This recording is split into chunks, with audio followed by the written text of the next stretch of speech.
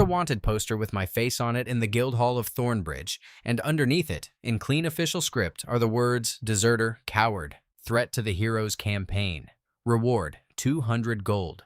I'm looking at it right now, standing in the back of the hall with my hood up, reading my own name, Silas Vey, printed on paper that smells like fresh ink, which means it went up this morning. The illustration is generous. They gave me sharper cheekbones than I actually have. The artist clearly worked from a description rather than memory, which tells me something important. The person who commissioned this poster hasn't seen me in months.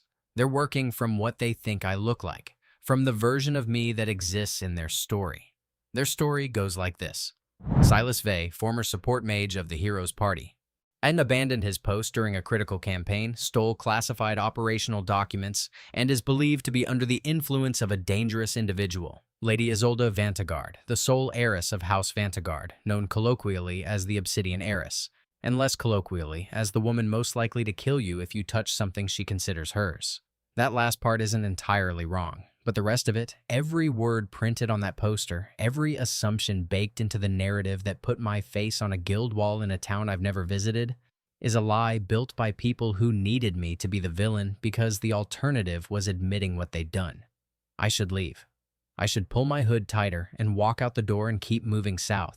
Shout toward the border crossing where Isolda is waiting with a carriage and a plan and the particular look she gets when she's calculated every variable and decided that the only remaining risk factor is me doing something stupid. But I'm not leaving yet, because there are 3 people in this guild hall who know me, and each of them believes a different version of why I'm a criminal, and before I disappear from this kingdom for good, I want to understand exactly how the story got rewritten. The first person is sitting at the bar. Drenan Cole, a supply runner I worked with during the early campaign. We shared a tent for 2 weeks during the siege of Black Hollow. He snored, I didn't sleep, and we bonded over a mutual appreciation for terrible field rations. He was decent, ordinary. The kind of guy who does his job and goes home and doesn't think too hard about the machine he's part of. I sat down 2 stools away from him. He didn't recognize me immediately. The hood, the different coat, the fact that I've lost about 15 pounds since the last time he saw me. Then he glanced sideways, and his face went through 3 expressions in rapid succession: recognition, confusion, and fear. Silas Drenan. He looked at the poster on the wall, then back at me, then at the door. He was calculating whether to run, report me, or pretend he hadn't seen me. "I'm not gonna hurt you," I said. "I just want to talk." The poster says... I know what the poster says. I read it. Generous cheekbones. He didn't laugh. His hands were flat on the bar, the way you hold them when you're ready to push off and move fast. They said you stole documents, campaign intelligence, and that you're working with the Vantegard woman. That part's true. I am with Isolda. His face tightened. Silas, they're saying she's controlling you, that the word they used at the briefing was compromised, that you're compromised. Who gave that briefing? Garrett's command staff, after you disappeared. They said the Vantegard heiress had been targeting members of the hero's inner circle for months, and that you were the one she got to. Garrett, the hero. Of course, it started with his command staff. Of course, the official version was built in a room I wasn't in by people who needed the story to go a specific way. Drenan, what exactly did they tell you happened? He shifted on his stool. Well, they said you were assigned to rear logistics during the Ashenmere push. They said you accessed the campaign's intelligence archive without authorization. And they said when you were confronted, you fled the camp with classified materials and went to the Vantegard estate. I nodded slowly. That's the version. Is it wrong? The facts are accurate, every single one. And the story they build out of those facts is a lie. He frowned. How can the facts be accurate and the story be a lie? Because the facts they chose to include are real, and the facts they chose to leave out change everything. I told Drenan one thing, just one. I wasn't ready to unload the whole truth on a man who was already scared enough to bolt. I told him this. The classified materials I took from the intelligence archive were my own operational reports. Filed by me, under my name, containing field assessments I had written and submitted over the previous 8 months. Why would you need to take your own reports? He asked. Because someone had altered them. His frown deepened. I left before he could ask the next question. I could see him turning it over as I walked away, trying to fit altered reports into the story he'd been given, and finding that it didn't fit anywhere comfortable. The second person was in the Guildhall's back room. A woman named Petra Solvane, a tactician from the Heroes Support Division. She was smarter than Drenan, more connected, and significantly more dangerous, because Petra didn't just consume the official narrative, she helped write it. She was sitting at a planning table, alone, reviewing what looked like supply requisitions. She looked up when I entered, no fear in her face, just the sharp, assessing attention of someone who processes information before she processes emotion. Silas, I wondered if you'd surface. Petra, you should know that your poster went active in every guild hall east of the Grey March this morning. If you're planning to stay in the kingdom, you're running out of friendly territory. I'm not staying. Smart, although smart hasn't been your defining characteristic lately. She set down her pen. Sit. I sat. With Petra, the dynamic was different. She wasn't afraid of me. She was studying me. I need to ask you something, I said. You want to know who altered your field reports? I went still. You know about that? I know you accessed the archive. I know you took your own files. And I know that the versions in the archive don't match the versions you originally submitted, because I cross-referenced them when the desertion report came across my desk. Your original submissions flagged corruption density in the Ashenmere sector as dangerously underestimated. The versions in the archive have those flags removed. You knew the reports were altered, and you didn't say anything. I flagged the discrepancy in my review. It was overruled. By who? By Garrett's chief of staff, Commander Luthane. She said the altered versions reflected updated field assessments and that your originals contained unverified estimates that could undermine campaign morale. I sat with that for a moment. Luthane, the hero's right hand. Beth, the woman who ran the campaign's intelligence operations and decided what information reached Garrett and what didn't. Petra, those estimates weren't unverified. I spent 3 weeks in the field collecting that data. The corruption density in Ashenmere was twice what the official briefing reported. And 6 weeks after my reports were altered, the Heroes Advance Party walked into that sector and took casualties that matched my original projections exactly. She was quiet. 23 wounded, I said. 4 dead. Because the briefing they received was based on altered intelligence that removed the warnings I had filed. I know the casualty numbers, Silas. Then you know I was right. I know the data supports your original assessment. She paused. But knowing something and saying it publicly are different actions with different consequences. Luthane controls intelligence distribution. If I challenge her version of events, my position in the support division disappears. I have a career. I have a family dependent on that career. And I have a very clear understanding of what happens to people who contradict the Heroes' command staff. People like me. People like you.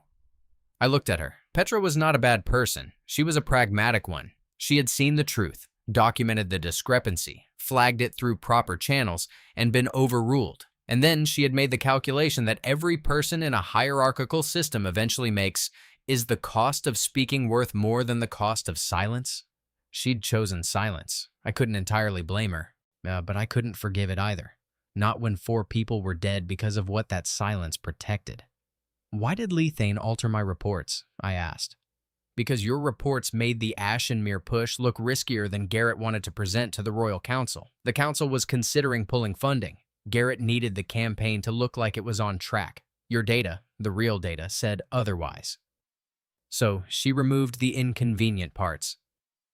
She adjusted the narrative to support the campaign's momentum. That's what command staff does. And when I took my original reports from the archive, because they were mine, because I wrote them, because I needed proof that the filed versions had been tampered with, you became a threat to that narrative. So Luthane reframed your actions as theft, your departure as desertion, and your relationship with Isolda Vanguard as coercion. It's cleaner that way. The Heroes campaign doesn't have an intelligence fraud problem. It has a rogue mage who was seduced by a dangerous heiress. There it was. The architecture of the lie, laid out by someone who could see every beam and still chose to stand inside the building. Thank you, Petra. Don't thank me. I'm not helping you. I'm answering questions because you're leaving and you'll be someone else's problem by tomorrow. Fair enough. I stood. She didn't look up from her requisitions. Silas, she said as I reached the door. The Vanguard woman. Is she what they say? What do they say? Obsessive, possessive, dangerous, that she targeted you as an intelligence asset and manipulated you into leaving the campaign. No, she's not what they say. Then what is she? I thought about how to answer that. I thought about Isolda, about what the poster said, what Drenan believed, what Lethane had constructed, and what the truth actually was. She's the person who read my original reports before anyone else did, I said. 6 months ago, before they were altered, before the Ashenmere disaster, before any of this. She read them because House Vanguard monitors campaign intelligence as part of their economic risk assessment. Her family's shipping routes depend on accurate corruption mapping. My reports crossed her desk through a legitimate data-sharing agreement between the Guild and the Vanguard Trade Office. Petra's pen stopped. She read my data. She saw the danger in Ashenmere, and when the official briefing came out with my warnings removed, she knew something was wrong. Yet she contacted me directly.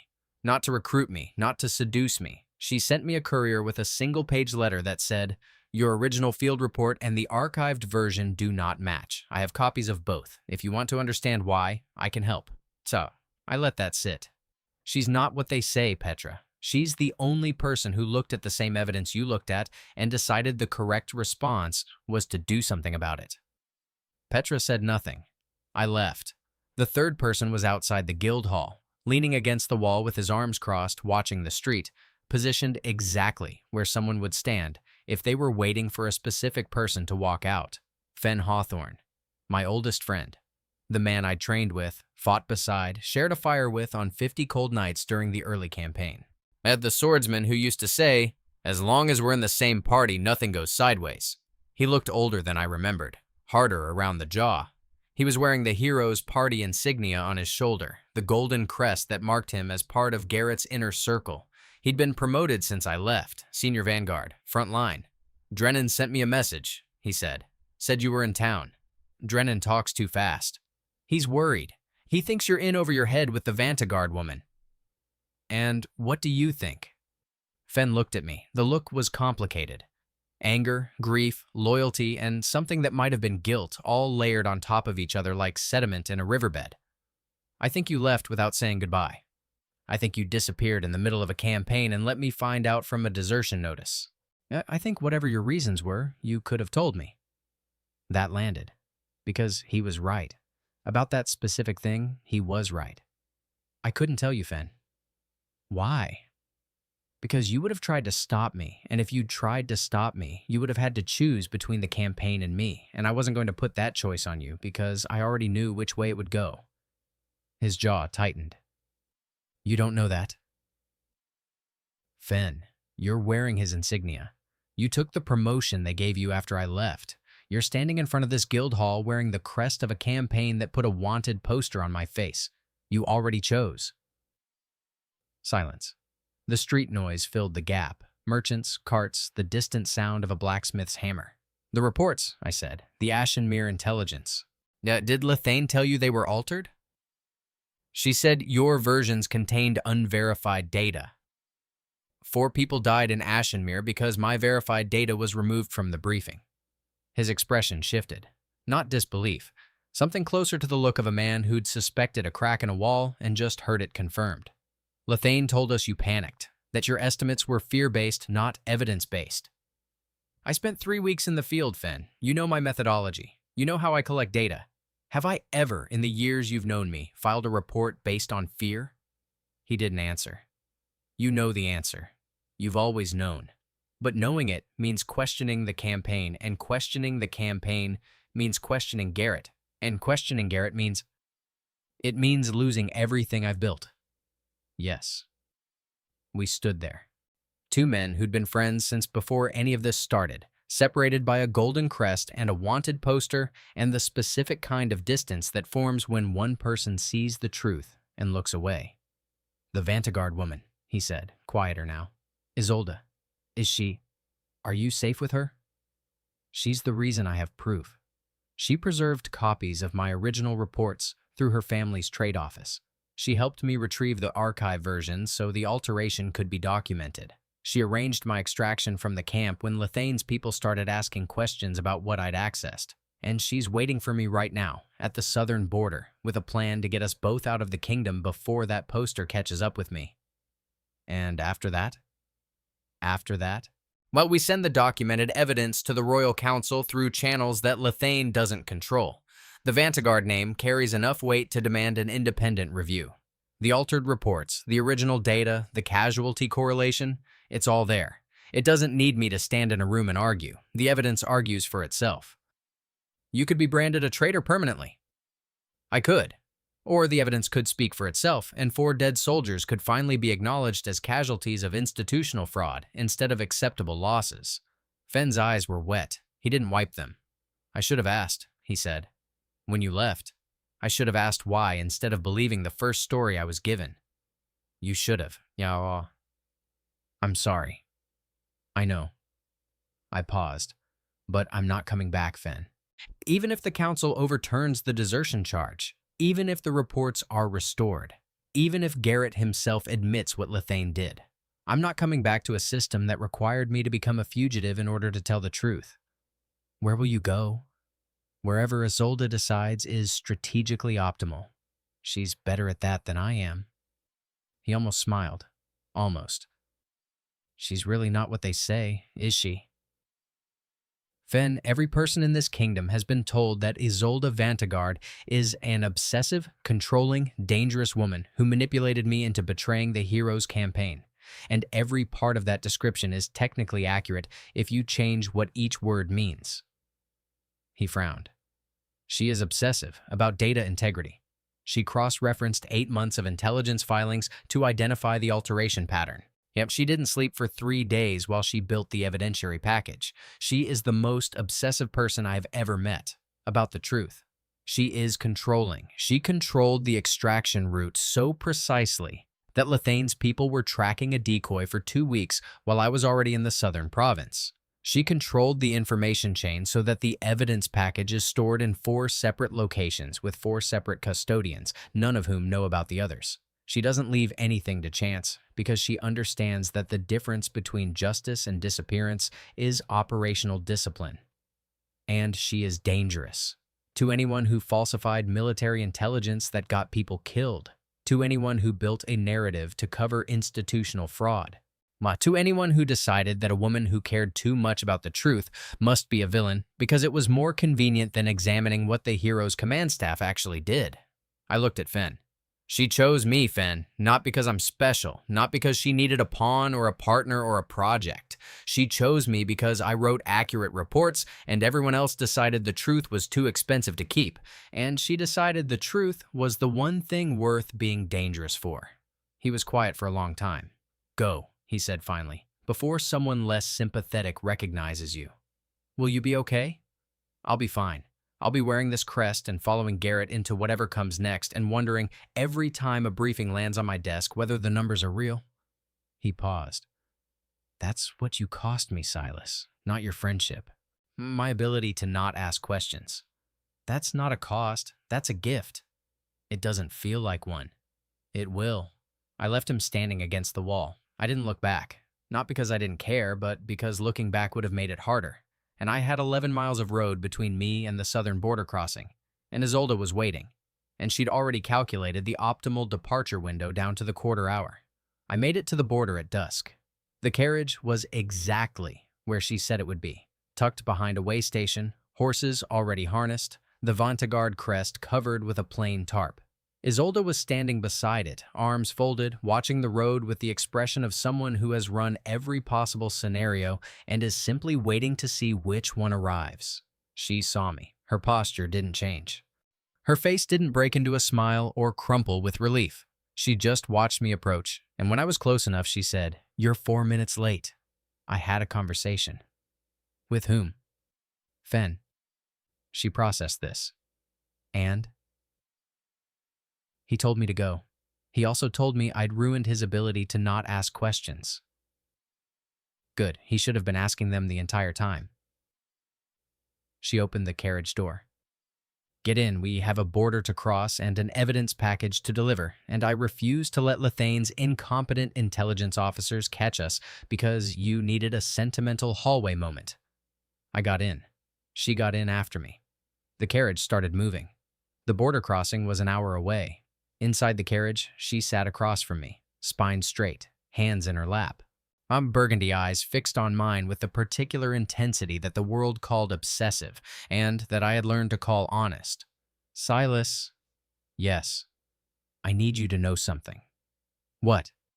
When the evidence reaches the Royal Council and the review begins and Garrett's campaign is scrutinized and Lethane's alterations are exposed, there will be a period where the kingdom decides what to believe. And during that period, the narrative they've built about you and about me will be tested. I know. Some people will accept the truth. Some will reject it because it's uncomfortable. And some will insist that I manipulated you, that I'm the villain, that the obsidian heiress corrupted a good soldier, because that story is easier than admitting the hero's command staff falsified intelligence. I know that too. And I need to know. She paused. Isolda did not pause often. She planned her sentences the way she planned extractions, precisely, with every word in its assigned position. A pause meant she was saying something that hadn't been pre-approved by her own internal review board. I need to know that you chose this, she said. Not because I arranged it, not because I'm persuasive or strategic, or because the evidence was compelling, but because you, Silas Vey, looked at two doors, one that led back to the campaign and the Golden Crest and the comfortable version of your life, and one that led here, to a carriage on a dark road with a woman the entire kingdom calls dangerous, and you chose this door, on your own, for your own reasons. The carriage rocked gently over uneven road. Outside, the sky was going dark, the deep, bruised purple of a border twilight. Isolda, I said, the first time you contacted me, you sent a one-page letter that said my reports didn't match the archive. You didn't flatter me. You didn't promise me anything. You just told me the truth and let me decide what to do with it. She watched me, waiting. Every person in the hero's campaign, every friend, every commander, every member of the party I gave 2 years of my life to, looked at altered intelligence and accepted it because it was easier. You looked at the same discrepancy and decided it was unacceptable, not because of me, because the data was wrong and you don't tolerate wrong data. That's correct. You chose the truth before you chose me, and that's why I chose you. She was still for a moment. Then she said, quietly, yeah, by Isolda's standards, I would choose you regardless of the data. I know. That's the part that concerns people. That's the part that concerns everyone except me. She looked out the window. The border was approaching. I could see the checkpoint lanterns in the distance. Isolda. Yes. They're going to call you a yandere for the rest of your life. The obsessive heiress who stole the hero's mage. It's going to follow you. I'm aware. Does it bother you? She turned back to me. In the dim carriage light, her expression was the most unguarded I'd ever seen it. Not soft, never soft, but open, present. The face of a woman who had spent her entire life being misread and had decided that being understood by one person was sufficient. They can call me whatever they want, she said. I have the evidence. I have the operational plan and I have you. Everything else is administrative noise. The carriage reached the checkpoint. The border guard checked our papers. Vanguard trade credentials, legitimate, unimpeachable. He waved us through. We crossed into the next kingdom at nightfall. Behind us, the poster with my face was still hanging in the guild hall of Thornbridge. Behind us, Drenan was trying to reconcile altered reports with a story he'd been comfortable believing. Behind us, Petra was sitting with her silence and her career and her knowledge. Behind us, Fen was wearing a golden crest and wondering, for the first time, whether the numbers on his desk were real. Ahead of us, there was an evidence package, a royal council, and the slow, grinding, unglamorous process of making the truth visible to people who had been given every reason to prefer the lie. Isolda opened a leather folio and began reviewing the delivery timeline. I leaned back and watched the dark countryside pass through the window. She chose me. Not because I was the hero, not because I glowed or inspired or commanded rooms, because I wrote accurate reports, and she considered that the most important quality a person could have. And I chose her. Not because she was beautiful or wealthy or powerful, because she sent a one-page letter, and the letter said, "The data doesn't match." And she trusted me to care. The carriage moved south. The road was dark. The woman across from me was already planning 3 steps ahead, and the kingdom behind us was still telling the wrong story. But the evidence was real. The truth was documented, and the woman they called dangerous was the only person in the entire kingdom who had decided precisely and irrevocably that I was worth the trouble. She would choose me forever. She said so herself, not in the language of romance, but in the language of operations. You are a permanent variable in every plan I make going forward. From Isolda Vantegard, that was the most absolute declaration of love I would ever receive, and it was more than enough.